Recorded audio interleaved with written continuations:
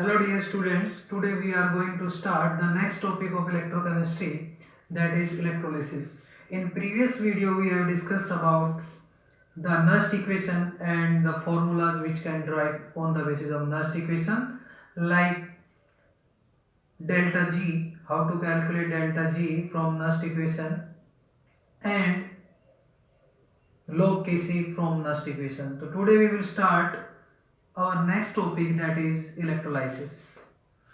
तो हमारा next topic है बच्चों इलेक्ट्रोलाइसिस। इलेक्ट्रोलाइसिस जो वर्ड है हमारे पास, it is a mixture of two words, electro and lysis.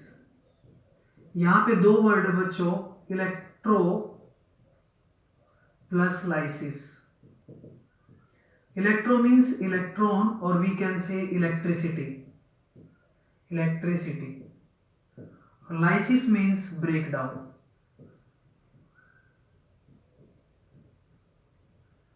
तो हमारे पास इलेक्ट्रोलाइसिस क्या हुआ, एक फिनोमिना है जिसके अंदर अपन क्या करते हैं, ब्रेक डाउन करते हैं। किसका ब्रेक डाउन करते हैं, इलेक्ट्रोलाइट का करते हैं। किसकी हेल्प से करते हैं, इलेक्ट्रिसिटी की हेल्प से करते हैं। तो इसको आप समझ सकते हैं कि हमारे पास एक ये बीकर है स्टूडेंट्स। इस बीकर के अंदर हमने क्या किया हुआ है, दो इलेक्ट्रोड्स को डिप किया हुआ है। एक इलेक्ट्रोड इधर हो गया, सेकेंड इलेक्ट्रोड इधर हो गया। ये हमारा पॉजिटिव होगा एनोड, और इधर की साइड में कैथोड नेगेटिवली चार्ज। इन दोनों को हम क्या करेंगे, कनेक्ट कर देंगे by the help of battery. तो इसके अंदर ये पॉजिटिव टर्मिनल होगा, पॉजिटिव टर्मिनल के थ्रू यहाँ पे जो इलेक्ट्रॉन्स होंगे वो इलेक्ट्रॉन हमारे पास अट्रैक्ट होंगे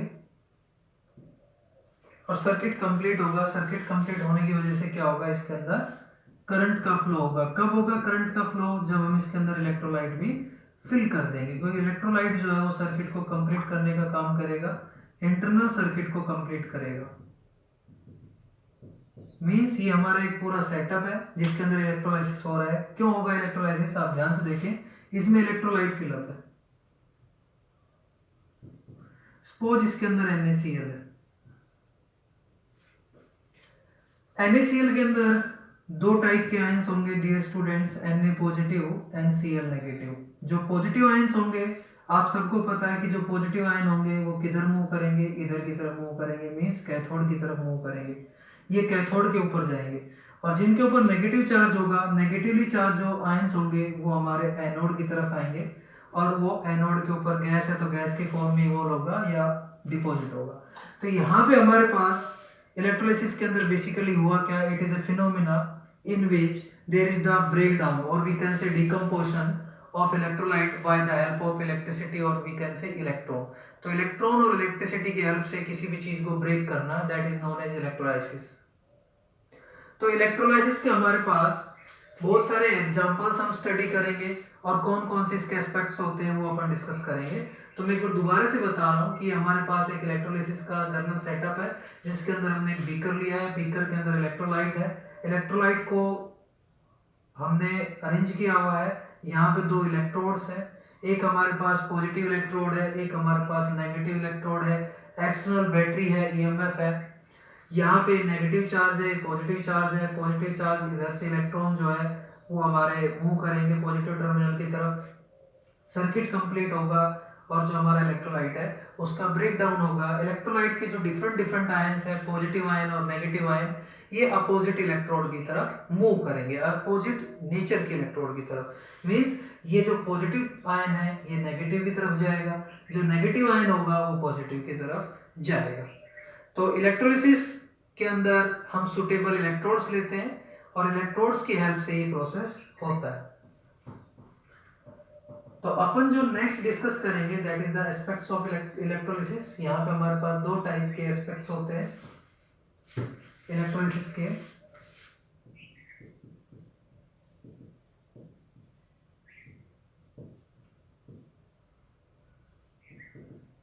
या बेसिकली अपन कह सकते हैं कि यहाँ पे चेंजेस कितने टाइप के होंगे।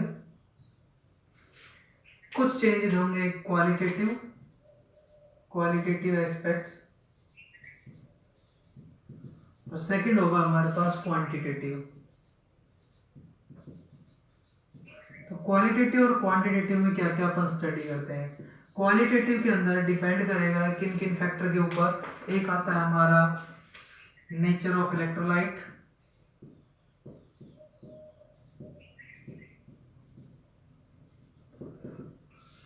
नेचर ऑफ इलेक्ट्रोड,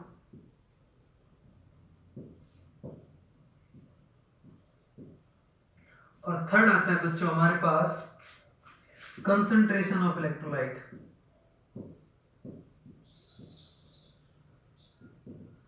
ये तीन मेन फैक्टर होते हैं जिसपे इलेक्ट्रोलिसिस का क्वालिटी डिपेंड करती है कि वो किस तरीके का प्रोसेस होगा, फास्ट होगा, स्लो होगा, प्रोडक्ट जो होंगे हमारे इजीली अवेलेबल होंगे। तो इसमें नेचर ऑफ इलेक्ट्रोलाइट आता है। इलेक्ट्रोलाइट आपको पता है स्ट्रॉन्ग है या वीक है।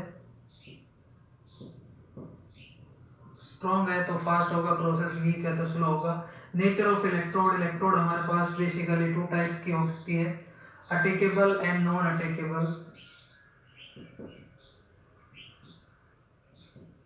नॉन अटैकेबल, अटैकेबल में हमारे रिएक्टिव मेटल्स आती है लाइक जिंक है, कॉपर है, एजी है, ये अपन ले सकते हैं। नॉन अटैकेबल में हमारे पास ग्रेफाइट है। ग्रेफाइट के साथ साथ अपन इसमें यूज कर सकते हैं प्लेटिनम के इलेक्ट्रोड, बहुत बार अपन यूज करते हैं। और कंसंट्रेशन ऑफ इलेक्ट्रोलाइट पे डिपेंड करता है कि उसके अंदर इलेक्ट्रोलाइट की कंसंट्रेशन क्या है। तो कुछ एग्जांपल्स अपन लेते हैं। सेकंड जो क्वांटिटेटिव, इसमें Faraday first and Faraday second law, दो लॉ आते हैं हमारे पास। तो हमने बताया क्वालिटेटिव किस चीज पे डिपेंड करता है, nature of electrolyte, nature of electrode and concentration of electrolyte पर। तो अब हम बात कर रहे हैं कुछ एग्जांपल्स लेके इलेक्ट्रोलिसिस के। फॉर एग्जांपल सबसे पहले अपन बात करते हैं मोल्टन इलेक्ट्रोलिसिस ऑफ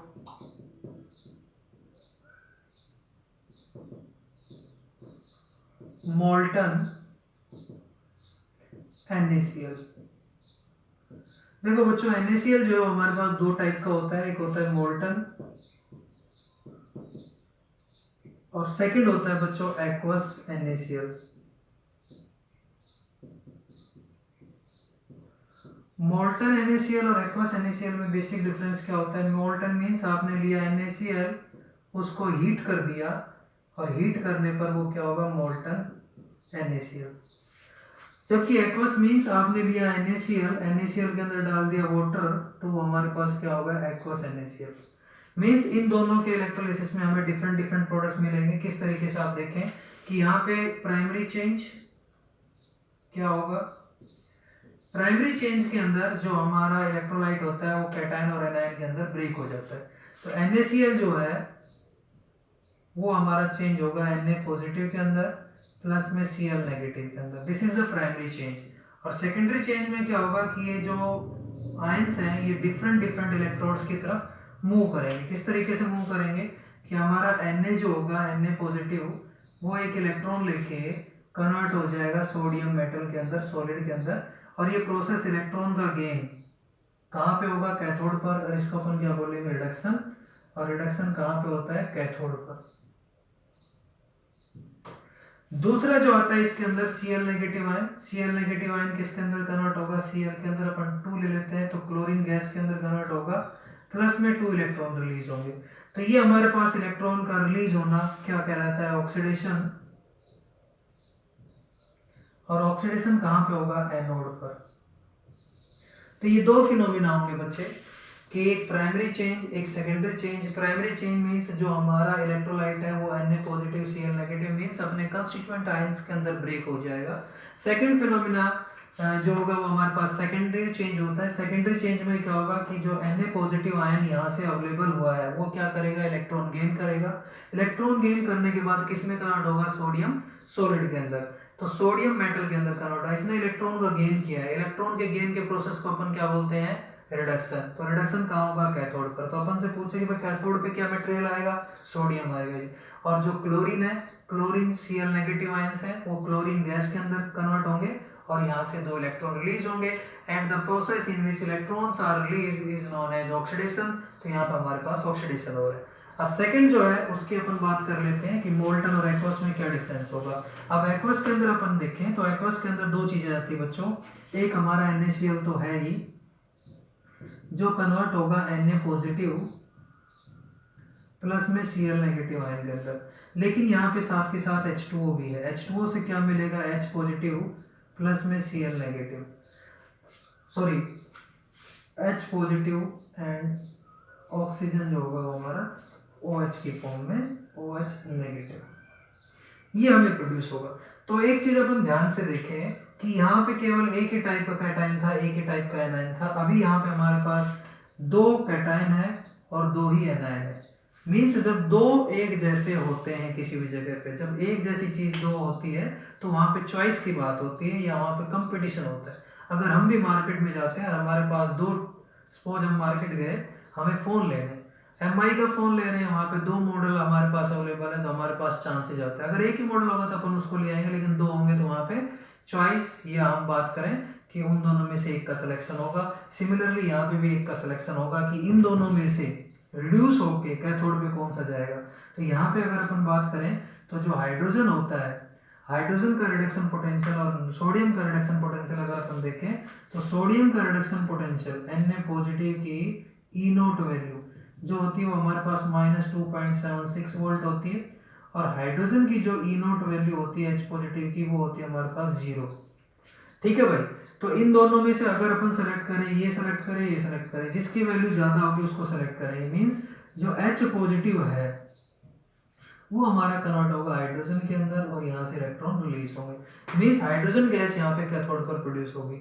इसी तरीके से दूसरे वाला जो हमारा Cl नेगेटिव है और OH नेगेटिव है, इन दोनों में से जो रिडक्शन पोटेंशियल की अगर अपन बात करें तो रिडक्शन पोटेंशियल कम वाला हम लेंगे तो क्लोरीन का होगा। क्लोरीन के अंदर 2Cl नेगेटिव क्लोरीन में कन्वर्ट होंगे प्लस में 2 इलेक्ट्रॉन। तो यहाँ पे हाइड्रोजन गैस प्रोड्यूस होगी हमारी कैथोड के ऊपर और क्लोरीन गैस प्रोड्यूस होगी एनोड के ऊपर। मैं दोबारा से बता रहा हूँ, यहाँ पे चॉइस आ जाती है। चॉइस का मतलब कि आप देखेंगे कि इन दोनों आयंस में से कैटायन के केस में रिडक्शन पोटेंशियल ज़्यादा होना चाहिए और एनायन के केस में रिडक्शन पोटेंशियल कम होना चाहिए। तो जिसकी वैल्यू कम होगी इसके केस में वो होगा, वो हमारा क्लोरीन होता है, और इसमें जिसकी वैल्यू ज़्यादा होगी वो होगा। तो सोडियम और H पॉजिटिव में से H का जो रिडक्शन पोटेंशियल होता है वो ज़्यादा होता है। तो कैटायन के केस में आप ज़्यादा वाला देखेंगे, एनायन के केस में कम वाला क्या रिडक्शन पोटेंशियल। तो ये था हमारे पास इलेक्ट्रोलिसिस। तो इस तरीके के एग्जांपल्स आपको मिलेंगे NCERT के अंदर, वो एग्जांपल्स आप देखें। तो नेक्स्ट जो बात आती है बच्चों, that is the quantitative aspects of electrolysis. तो क्वांटिटेटिव में हमारे पास आता है फैराडेज लॉ। फैराडेज लॉ की अगर अपन बात करें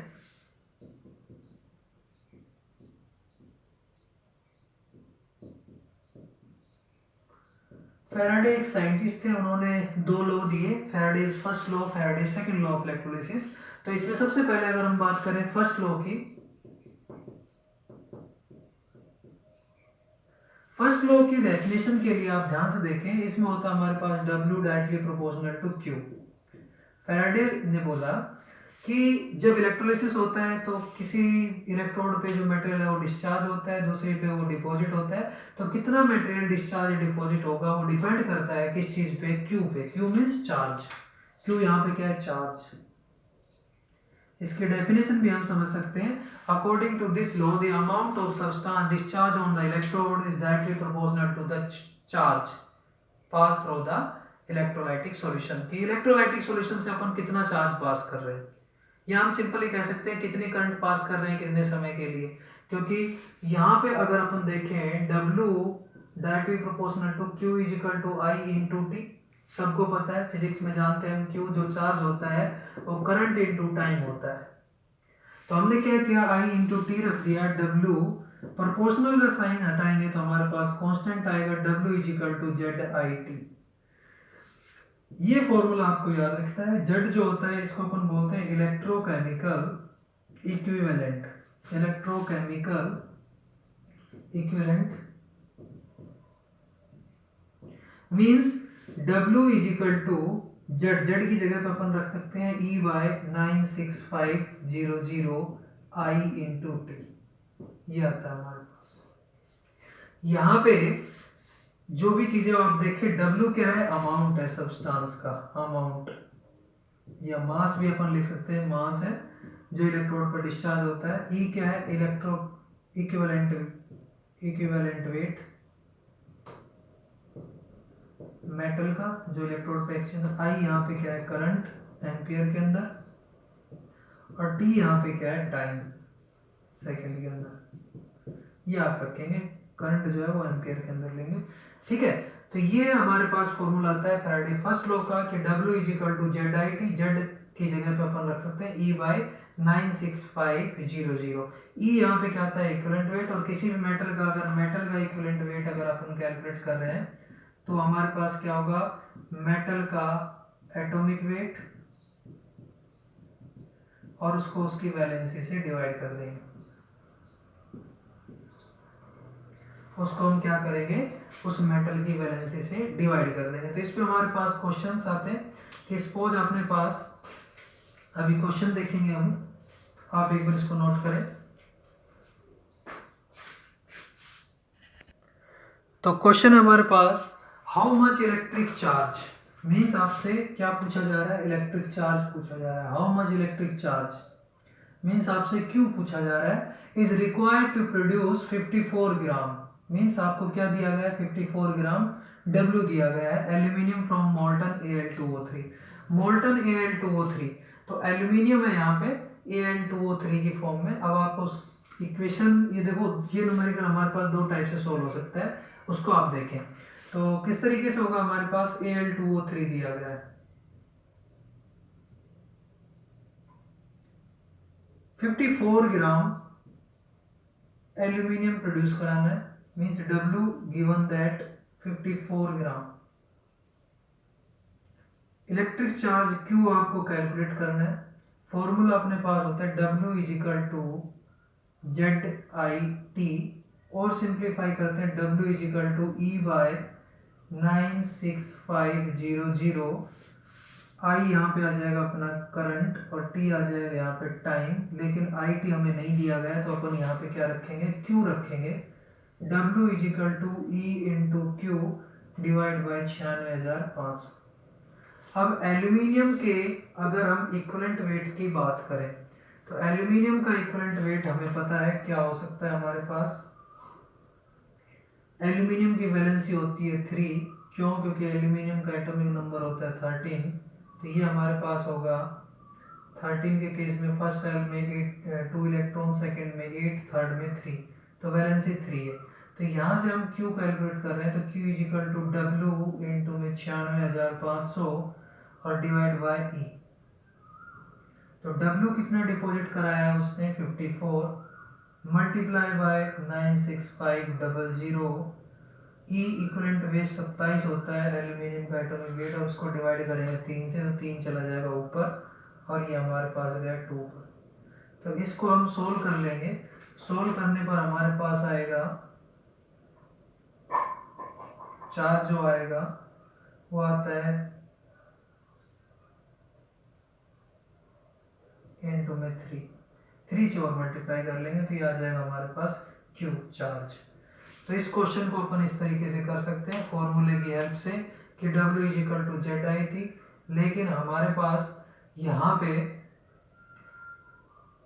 I और T नहीं दिया गया है, मीन्स ये पूछा नहीं गया, तो हम Q यूज करेंगे। लेकिन यहाँ पे एक डेफिनेशन, अब क्वेश्चन से हटके थोड़ा मैं आपको बता दूं कि इस रिलेटेड एक हमारे पास स्मॉल सी डेफिनेशन आती है कि define the electrochemical equivalent. Electrochemical equivalent को डिफाइन करें, तो डिफाइन अपन कर सकते हैं कि ये हमारे पास Z जो होता है, Z is equal to W, Z हमारे पास W के इक्वल होगा when I is equal to 1 ampere and T is equal to 1 second, कि जब हम करंट को 1 एम्पियर कर दें और टाइम को 1 सेकेंड कर दें तो हमारे पास जो अमाउंट डिपॉजिट होगा वो Z के इक्वल होगा। Means electrochemical equivalent is equal to the amount of substance deposited और discharge on electrode when 1 ampere current is passing through electrolytic solution for 1 second. Simply we can say when 1 coulomb charge is passed through the electrolytic solution. जब अपन इसको 1 coulomb रख ले या हम इस तरीके से कह सकते हैं कि 1 एम्पियर करंट को पास किया जाए 1 सेकंड के लिए, तो जो अमाउंट डिस्चार्ज होता है इलेक्ट्रोड पर वो हमारा होता है इलेक्ट्रोकेमिकल इक्विवेलेंट। तो न्यूमेरिकल इस तरीके से हमारे पास छोटे छोटे न्यूमेरिकल एनसीईआरटी के, वो आप सोल्व करेंगे। ओके।